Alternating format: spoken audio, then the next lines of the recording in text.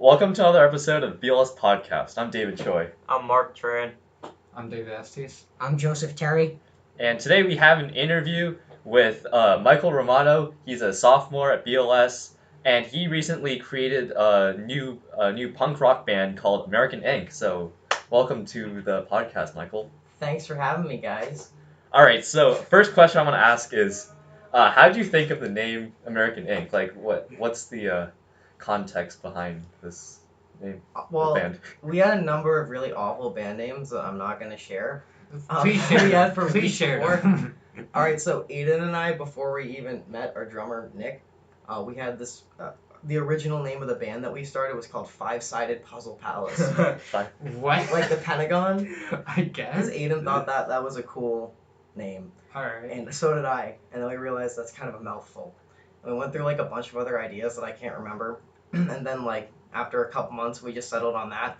Originally it was American Ink with a C, not a K. Fun fact. Oh man. And then we changed it because there was an obscure band from California. Called named- American Incorporated? Yes. Wow. Oh. Yeah. But you guys are the first ones to be named American Ink. First ever. All right. Yeah. Wow. Impressive. We're What an innovators. achievement. So who was the one who like created the idea and everyone else thought it was good? I believe Aiden came up with the idea, our bassist. All right. What's your favorite song lyric that you came up with? Oh yeah, since you are the writer. Yeah. Or for like a lot of your songs at least.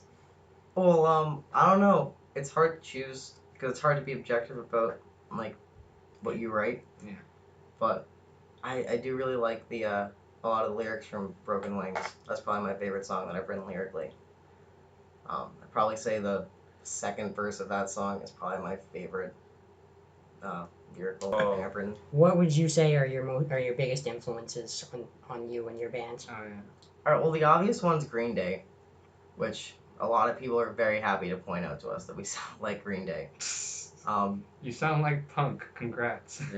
Yeah, but I don't know, I mean, we all listen to a bunch of different music, even if it's not really reflected that much in our songwriting, or as obviously as, like, say, a band like Green Day is. But, I mean, we listen to everything from, you know, Ian's a big fan of, like, hardcore punk, and I'm into, like, a lot of singer-songwriter music, so there's a huge range of stuff that we listen to, and I'm sure it impacts our music in ways that aren't as obvious as the Green Day influence. Do you have like influences on lyrical writing? Both you and Nina? I can't speak to Aiden's influences lyrically, but I know that I'm a big fan of the band Pine Grove. I really like their lyricism, and I really like Jake Ewald from Slaughter Beach Dog and Modern Baseball. Those are probably my two favorite lyricists. I know all of them. Do you know like American football? Like do you guys like stuff like that? Like kind of like emo elements? Yeah, surprisingly enough, we don't listen to a lot of emo music, I don't think. Aiden's been through a couple of phases. I've been through a couple of phases, but we Oh, don't yeah. listen to much emo music. Quite right. What I've always wondered about like songwriters and stuff is like, do you make the beat first or like the lyrics first? It's hard to say because like every song's so different the way that you write it. I mean, I have a tendency to kind of write super linearly, so like I'll write like a verse, like chords, lyrics, melody, all at like the same time, and then move on to the next part of the song. I don't know if Aiden operates in the same way, but that's kind of how I operate. Well, I've seen your music video. It's pretty good. Do you A guys? live vid from Slazer. Yeah, bro. Do Where you? was that?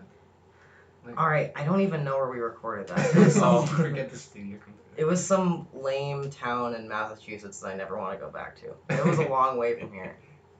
It was a lot of money. I guess my question to you was: do you hope to make another music video as good as that one, or maybe even As better? good as that one. I Good as don't that know. one? That one has That's a some little pretty fire. crazy lights, man. But Yeah. Well, the budget. Yeah. we're actually talking about recording a music video for moving to Philly, the second song on our new EP Oh, shit. right now. We're gonna start filming it next weekend, and it should probably be out in a month or two, if things go well.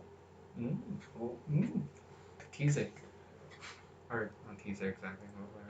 Do you think you'll still be like you guys will still be in a band like maybe 10 years from now or 15 years? Oh, That's a long That's a time. long Oh my time. god. That's what I'm asking. Most bands don't even last so long. I don't know, man. I mean, like, I think we're doing really good for ourselves right now, and even if we don't stay in a band together 15 or 20 years from now, I think we're always gonna keep writing music, and we're always gonna keep recording music, whether it's with each other or other people, because I think it's just such a big part of our lives at this point that it's something that if you removed it from what we do, we wouldn't really be who we are. Like it's such a big part of how we express ourselves, I think. How was the gig that you guys played? I think it was like a couple of months, like a month ago now, maybe a week ago. I I think don't it know. was a week ago. I think it was, what was it, 2 months ago?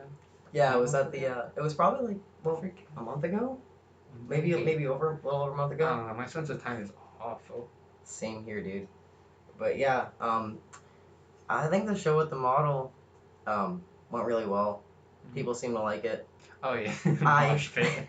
Yeah, we got a bunch of people moshing. It smells like Teen Spirit, Oh, yeah. which is real fun. With your friends singing it. Yeah, with my friend Jay singing it. That That was was a good pretty time. great. That was fun. I like that. Yeah.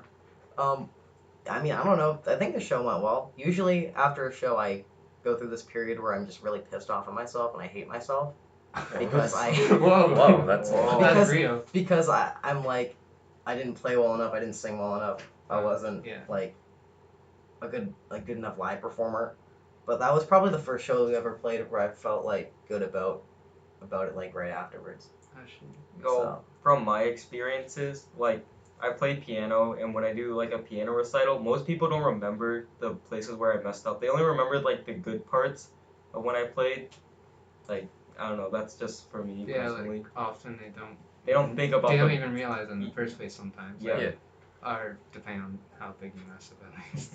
Well, Maybe yeah, you because miss a note. the thing is, if you're like learning a piece or if you're playing a song that you wrote, you're so familiar with it inside and out that yeah, you're gonna be aware of every little mistake you make. But I mean, most people at the end of the day aren't all that invested in what you're doing, Yeah. so they can't really tell. Do you guys use GarageBand? Actually, Oh yeah, what is your VST anyway? I've never seen that before. I don't think. the one that we used for it depends honestly because I think for the room I'm in, our first single and the new single, Painted, I think we use Studio One for both, which is like made by Personas, and that's just the DAW that I use. But I'm not exactly sure what. VST DAW. I mean. Yeah, it's whatever, same thing, doesn't matter.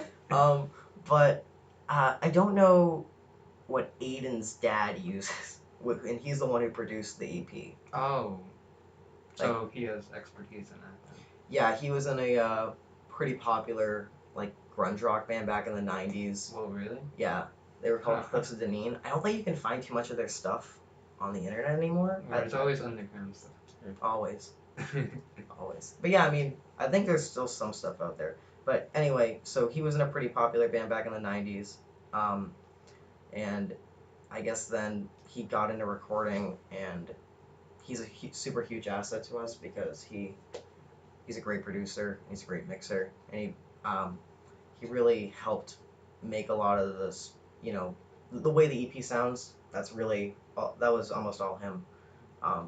He helped us a lot with a Bad Hymn, especially the 4-song EP. He helped us a lot with background vocals and just polishing that song up to where it was releasable. Yeah, so he's just a great producer all around. When did you kind of start thinking about creating your own rock band? I mean, honestly, ever since I first got into music, Green Day, I first heard Dookie, Yeah. the greatest pop punk album of all time. You know, man. Oh no. Obviously, It's Descendants. Descendants, yeah, all the bands. You hear those bands, and I guess when you're, I don't know, like 11, 12, you think like, man, I want to be in a band, but I guess I never really thought like that's an actual possibility because I never thought I'd meet other people who liked rock music, and I never thought I'd meet a bassist and a drummer. I never thought I'd learn how to write a song. I never thought like I guess I never thought that I'd find any like new punk rock bands that I could get into. I don't know. It's just all stuff that I never really like thought about until it was happening. So it's hard to say. Alright. Actually, I had a couple of questions. Like, I was curious about like how we like kind of touched upon your writing process before, but like kind of generally how some songs gone. Are you more like sporadic with writing the different parts, or like is writing everything like collaborative amongst you three? Like you each come up with like parts that go along with each other. How's that? I mean, like I said, it's super weird and dependent on the song. I mean, like moving to Philly was a song that I don't know. That's probably a couple of like examples of really different writing processes was probably like Bad Him versus like a song like Moving to Philly, where Moving to Philly was a song where over the course of I think like I wrote it and then I showed it to the band and then they didn't like it and then I brought it back and workshopped it a bit and like actually I don't know I rewrote most of it and rewrote most of the lyrics and I think the only thing that stayed the same was like the main riff and a few of the lyrics and then I brought it back to the band and they liked it and it pretty much stayed the way that I had written it. It didn't really change at all after that. And then a song like Bad Him where I brought it into the band super rough and a lot of it was written in the studio, including a lot of the lyrics, because we wrote it like a week before going into the studio. So the writing processes are always different. Like a song like uh, Broken Wings, Nick wrote the entire bridge to that song, which is one of my favorite moments on the EP. Um, I think Aiden wrote the bridge to God Is the Damned, which is another song that I wrote most of. So I mean, I don't know. It's super weird. It's very dependent on the song, but usually there is a collaborative element. Do you guys ever just like make up lyrics on the spot and like add them into the song like while you're rehearsing it, just to like because it sounds good? No. Not really. Usually, I can't. Like I said, I can't speak to Aiden's writing process, but for me, I usually am super anal about lyrics. I usually spend a lot of time on them. I write them, and I really want them to be good. So I don't really take the approach of just like singing gibberish. Yeah, I could see that. Do some of your songs would they come from like kind of a personal side, or is it like is there any of that going on, or is it mostly just a lot of just ideas you come up with? Um, Like, are you I moving think they're to all Philly? pretty personal. I mean, I think that pretty much all the lyrics, in some way or another, come from personal experience. Like, or at least maybe taking a personal experience or like a personal, uh, you know, a feeling or a thought, and maybe being a bit hyperbolic about it, and maybe making it a little more dramatic than it actually was. Like moving to Philly, I just like I hate to like keep mentioning that song, but like lyrically, I was obviously a lot of great punk bands in the last like 5 or 10 years came from Philadelphia. Um, Modern baseball was probably the biggest one for me, Right. and I was really getting into modern baseball at the time, and I was just kind of like looking at how, wow, the Philly like house show scene and like the punk rock scene in Philly is so awesome, and it doesn't really seem that way in Boston. Um, and I guess just after looking at that, I kind of had this idea of like, oh well, I'm gonna move to Philly and get in the music scene there, and I wrote the song kind of based on that. So I mean, yeah, I guess to a certain degree, at least all the songs kind of come from a personal place. How has like being like a Boston like punk band like affected it? Like obviously like you have there's like a few big Boston punk bands like the Pixies and like Kill Dropkick Slug. Murphys. Well, Dropkick Murphys, yeah, they're the Dropkick Murphys. They're Like, they're awesome, man. They're pretty cool. They're I don't know. They're They're like classic. Celtic punk. Celtic punk. Celtic, I yeah. guess. They're just I don't know. It They're actually just works. they're just drunk Listen, people listen, from guys. That Dorchester. makes I saw sense. them live. I saw them live. They're one of the best live bands I think I've ever seen. Really? The mosh pit at a Dropkick Murphy show. It's pretty crazy. All right, just picture this. You guys ever been in a mosh pit? Any of you? No. I No? have not. I've been in many Mark mosh Mark is a Mini pits. mosh mosh pit pits? kind of guy. No, No. mini mosh pits. Mini mosh At pits? your show. Oh, yeah. I've been That's to the something extent, similar, to but be not honest. really. Alright, just like all a bunch of 40-year-old dudes, like between the ages of maybe like 30, 40. Just like really big guys, no shirts on, just super, super, super drunk. And they're crying, they're laughing, they're slamming into each other, they're hugging each other. It's just like a really emotional moment, you know? Uh, Wait, well, that just happened. Joe, you said I was a mosh pit kind of guy. Mark is a mosh pit kind of guy. I could see you in the pit. He jumps in. Yeah, shirts, Yeah, Mark, yeah, I can see Mark, it, just man. take off your shirt and just like Alright. jump in. Take off your shirt and just go to town, man. Have some fun. Have some Don't fun. worry. Lighten up. I agree. Life's too short to not be in the mosh pit. So like, what are your future plans? Like moving in. Like I heard about you did say before like single like next month or something, but like how do you plan on kind of continuing as a band? Well, obviously, we've got the music video coming up. We are still writing, as always. You always got to keep writing. I think we're kind of starting to expand our sound a bit past the parameters of just pop, like really straightforward pop punk. Um, we're writing music that's a bit more, I think, musically complex. And we've recently started writing for an album that we are hoping to release sometime spring, summer, depending on when we can get into the studio and when we finish writing. Obviously, we want to play more live shows. Hope you guys will all come jam with us. Yeah, you guys have Yeah. gained a lot more popularity like recently. Yeah, I'm glad that people are starting to listen to our stuff. I'm glad that people Mm. like it. People should invest. People should buy our EP on Bandcamp. Yes. Go to americaninc.bandcamp.com Oh, yeah, and buy our EP.